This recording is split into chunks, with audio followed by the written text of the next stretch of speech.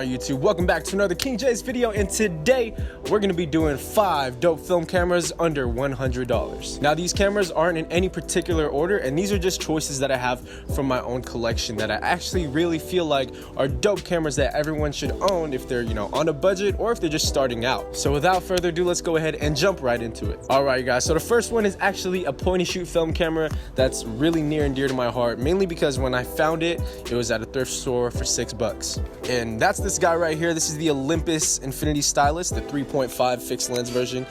It's a really dope camera, and you can find these online for maybe 60 to $70 depending on where you're from. I know on eBay, for me around my area, it's going for maybe around like 55 to 60. Now the Olympus Stylus is not the Stylus Epic, but it was the predecessor to the Stylus Epic. So it has a 35mm 3.5. The only reason why I see other people wanting to go for the Stylus Epic is just because that lens goes down to 2.8, which is a little bit better, but this thing right here produces some great images. Now I made a video on this in the past, and I'll go ahead and link it down in the bio below, but super dope camera for the price, super compact, portable, point and shoot, and it's really dope. Like, honestly, if I can take one point and shoot camera, I'd probably either take this guy right here or the Olympus XA.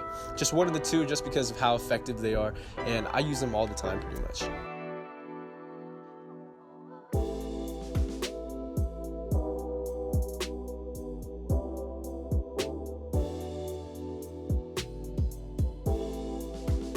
Now the second camera in my collection is probably one that a lot of people know about already, and that is the Canon A1. Now the A1 is kind of like a bigger brother to the Canon A1 program, which is, world famous for being a film camera nowadays. So the reason why I take the A1 over the A1 program is basically because it has aperture priority, shutter priority, manual mode, and program mode, so it has everything you need in a camera.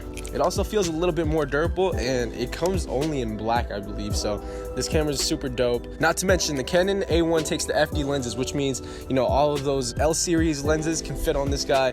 There's a bunch of really dope lenses that can be fit on here, and you can have a whole setup for close to $200.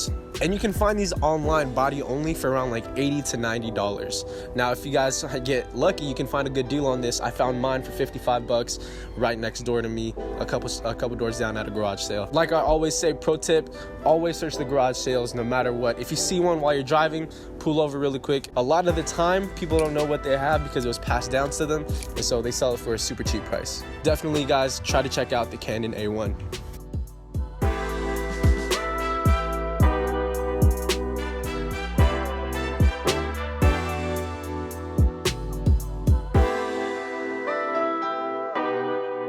Now, the third camera is one that I probably haven't really showed the camera before, and mainly because I only use it under certain occasions. Now, as you guys know, I recently just made a video about it. The Minolta XD11 is my favorite mechanical camera of all time. But my second favorite is this thing right here. This is the Pentax Spotmatic SP, and it's another really dope mechanical film camera, just like the XD11. It doesn't require batteries. It only requires battery in order to function the light meter. But half of the time I shoot this thing without the light meter anyways.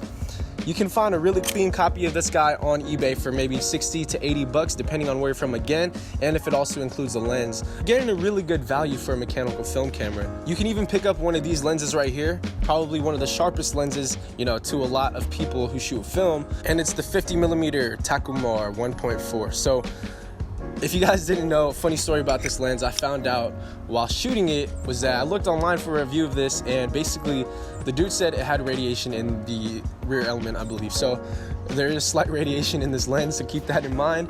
I don't think it's too damaging, because I don't know if I've never felt sick or anything from it. So yeah, I've had it. I remember one time I took this out shooting black and white and used that lens, and it wasn't too bad at all.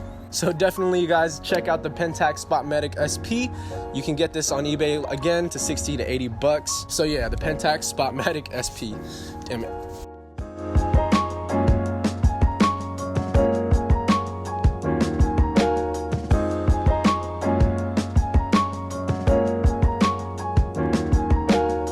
Now, the fourth film camera I'm going to be talking about is actually aimed to those who shoot digital. So for those of you guys who shoot Canon DSLRs, when they start photography, they start off with a Canon Rebel camera of some sort, like a T5i, T4i, and they eventually, you know, upgrade to a full-frame DSLR from Canon, or even switch over to Nikon. But what happens over time is that they develop a lens collection, and so they'll have the 50, the 85, the 20, 40, 70, and they'll have all of these dope Canon lenses or Nikon lenses, depending on the system they choose. Now, this is where the fourth camera comes into play. This right here is the Canon A2E, and what's great about this camera is that if you're fully invested in Canon glass, you can always put it on this guy right here, as long as it's Canon EF. Now, like I said with my Canon EOS 3, if you shoot digital and want to go ahead and start shooting film, this is the cheapest option to go to without having to spend extra money on lenses. The Canon A2 can be found for around 45 to 50 bucks, and it's honestly one of the greatest values in Canon film cameras.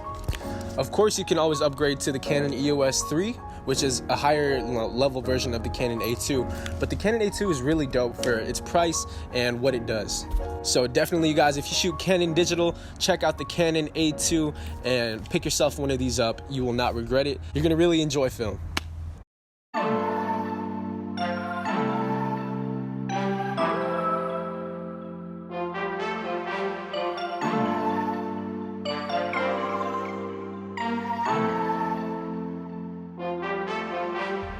Now, coming in at number 5, topping it off, is a camera that's truly near and dear to my heart, mainly just because it was my second film camera that I've ever owned.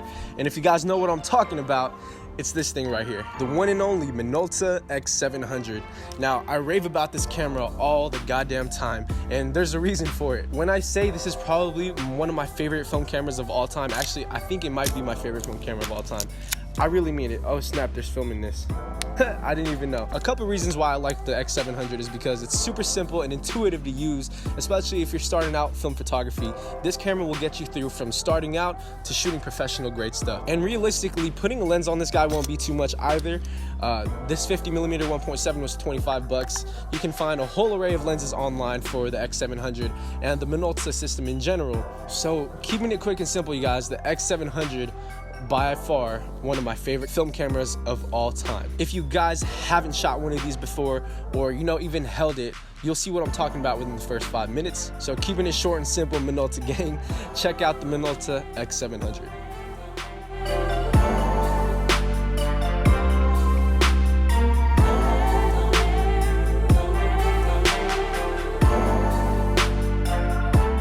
Alright, you guys, so that's gonna wrap it up for tonight's video. Thank you for watching another episode on KingJvpes. Let me know what other cameras you guys think would be worthy for under 100 bucks down in the comment section below, or any cameras that I might have missed. As always, everyone, is getting pretty dark out, but thank you for watching.